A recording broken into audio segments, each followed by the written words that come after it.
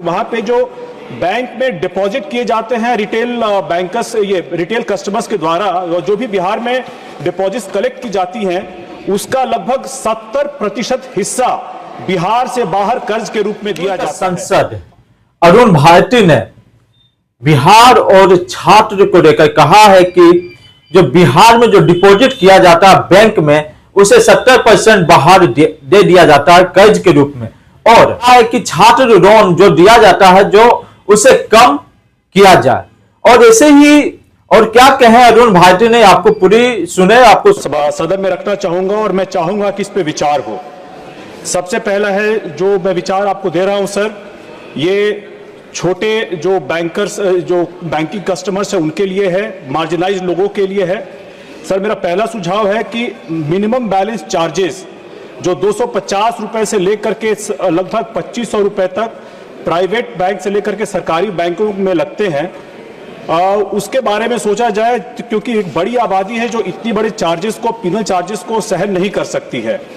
और ऐसे में उनकी, मान लीजिए अगर वो मंथली बैलेंस या क्वार्टरली बैलेंस अगर मेंटेन नहीं कर पाते हैं तो उनकी सेवाओं में कमी की जाए, ये पिनल चार्जेस उनसे नहीं लिया जाए।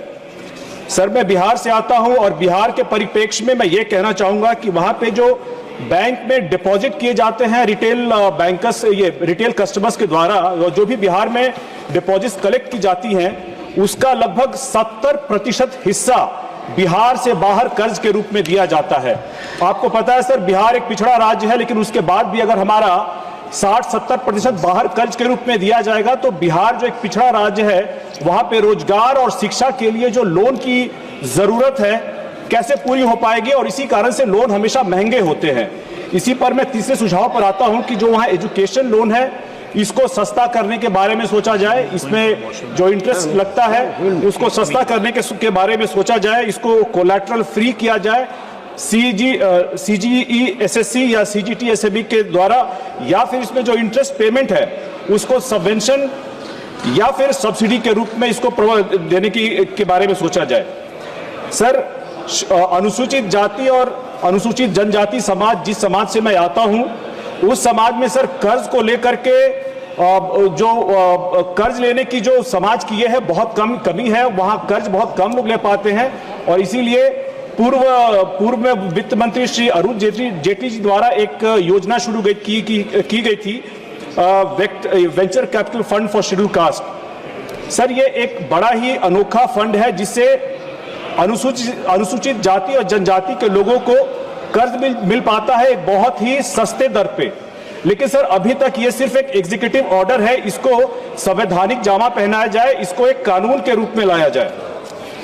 इसके साथ ही सर हमारा जो पांचवा और अंतिम सुझाव है वो यह है कि बहुत सारे जो बैंकिंग सर्विसेज होती हैं उसके चार्जेस लगते हैं, SMS के चार्जेस हैं, चेक बुक इशू करने के चार्जेस हैं। कोर्ट ने भी कई बार टिप्पणियां की है कि बैंक जो है इन सारे चार्जेस को अपने कस्टमर पे न लगाए, लेकिन उसके बावजूद भी बैंक जो है लगातार इस तरह की चार्जेस कस्टमर पे लगाता रहा है, ये कोर्ट की टिप्पणियों की अवहेलना करता रहा है। लास्ट में सर मैं ये कहना चाहूंगा कि मैं माननीय सदस्य संबित पात्रा जी के इस बात से बिल्कुल सहमत हूं कि जो माइक्रो पेमेंट्स के लिए सरकार ने UPI या IMPS की सुविधा बनाई है, उससे रिटेल इन्वेस्टर्स को बहुत फायदा हुआ है, और यही फर्क है UPA और UPI में। धन्यवाद सर। आप सुने होंगे कि छात्र को लेकर कहा है और बैंक को लेकर क्या कहा है, और बैंक में जो SMS आता है उसको लेकर क्या कहा अरुण भारती ने। और ऐसे ही छोटी बड़ी खबरों को देखने के लिए सब्सक्राइब करें, शेयर करें। जय हिंद, जय भारत, जय संविधान।